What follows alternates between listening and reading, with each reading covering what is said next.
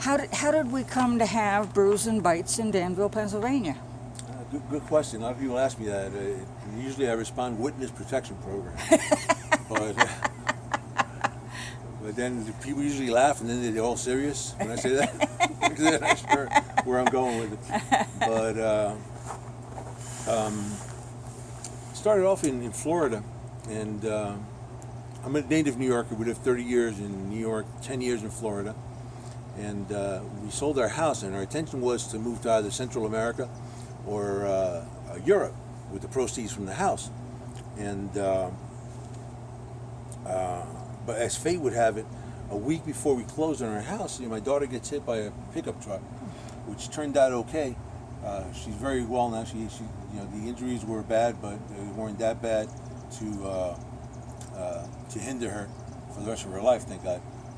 So while she was convalescing, my wife and I discussed it, and we decided to get out of the physical therapy business, which is what we were doing, and said, let's open up a cafe.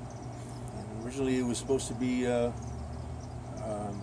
coffee and pastries and some internet cafe things, some terminals, but it took off from there. It became a restaurant. Within 9 months, I think, we were serving full houses.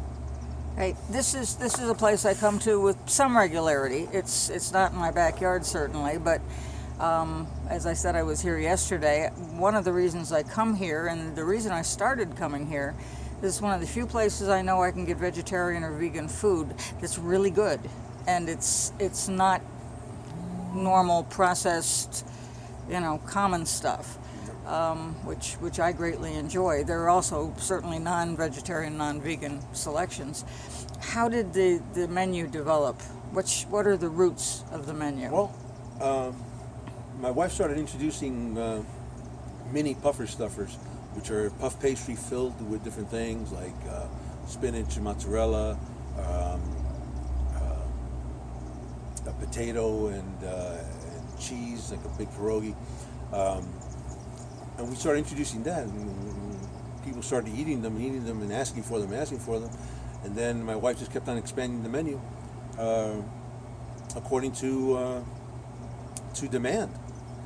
And we added seafood about 9 months in to being here. We added it to the menu only so we could attract carnivores.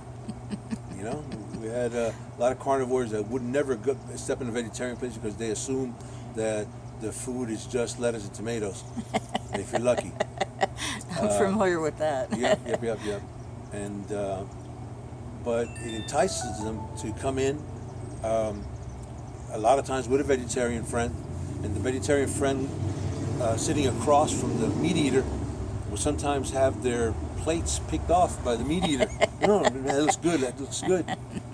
So they would start chomping on their friend's food. So to this day, we keep seafood also in the menu. Right.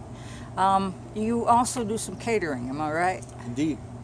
We've been doing more and more of that in the past 6 or 7 years, but especially in the past 2 years, it's picked up greatly. We have weddings. Sometimes we have to close the store because we can't. We're a really tiny kitchen. The average kitchen in a home in this area is probably bigger than our kitchen in the restaurant.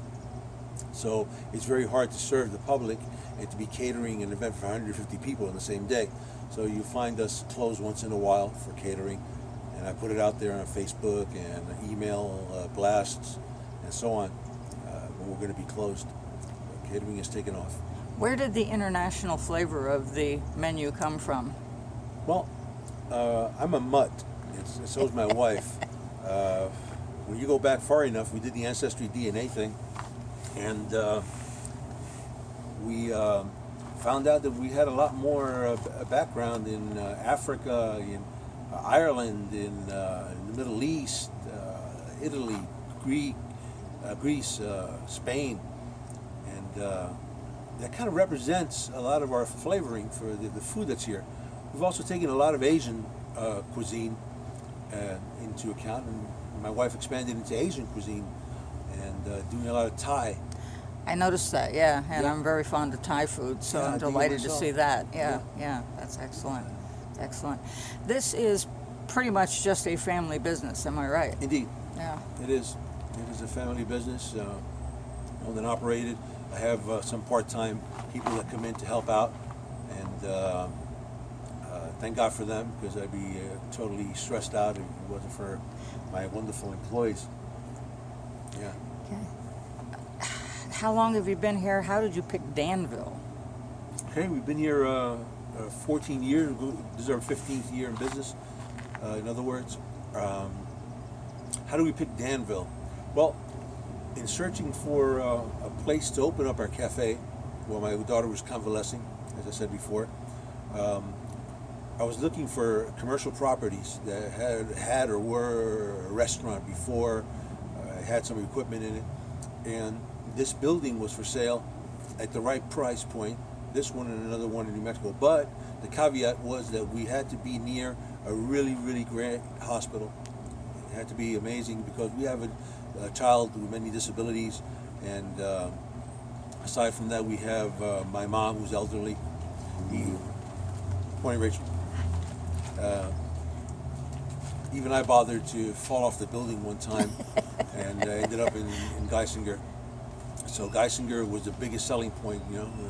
We looked at Danville, the surrounding hills. I mean, the place is beautiful, man. And it only takes you like 5 seconds to look around you and see how the beauty. And add to that the fact that we have a world-class hospital, and bam, here we are. Okay. Well, Geisinger Medical Center is the largest medical center east of the Mississippi, I think. I think you're right. It's huge, Yeah. and offers specialties that a lot of places don't have. So it has had huge impact on the ironmongering town of Danville. That's part of the history of Danville. It is. A First lot of year, the Revolutionary War and Civil War musketry. The iron came from here. So, you know, it's an old town like our other river towns. Well, I can just say I'm so delighted that you're here, and I love every opportunity to come down here. The coffee has a particular background. What's the Cuban connection? Well, being Cuban, there was always coffee in the house. Give you an idea, my mother, who's 96 now, by the way. Wow, bless her. Yeah, she's upstairs probably looking out the windows, wondering what the hell I'm doing out here. Yeah.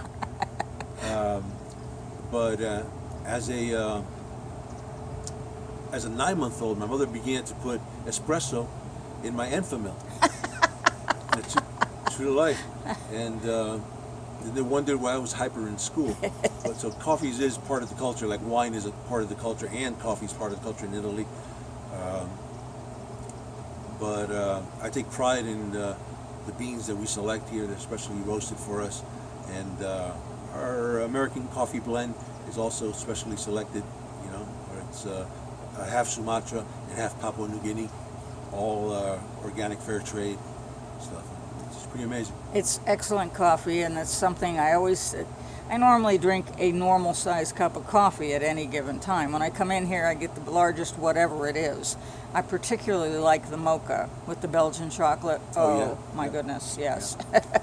It's thoroughly excellent and decadent a little bit. Thank you. So, I guess that's going to wrap it.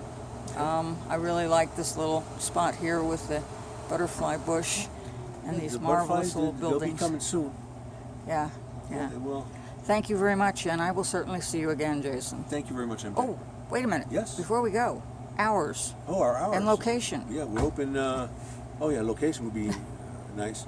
We're in downtown Danville, off the Mill Street. So we are at 20 Lower Mulberry Street in Danville. 275-8666. That's 275-8666. And our hours of operation are from 10 a.m. to 7:30 p.m. Tuesday, Wednesday, Thursday, and Friday. Saturday we're open for brunch from 10 a.m. to 2:30 p.m. So cake and catering, we do it all the time, 24 hours a day, 7 days a week. So if you have a Sunday catering, a Monday catering, we'll be there. Okay, excellent. Thank you. Thank you, MJ.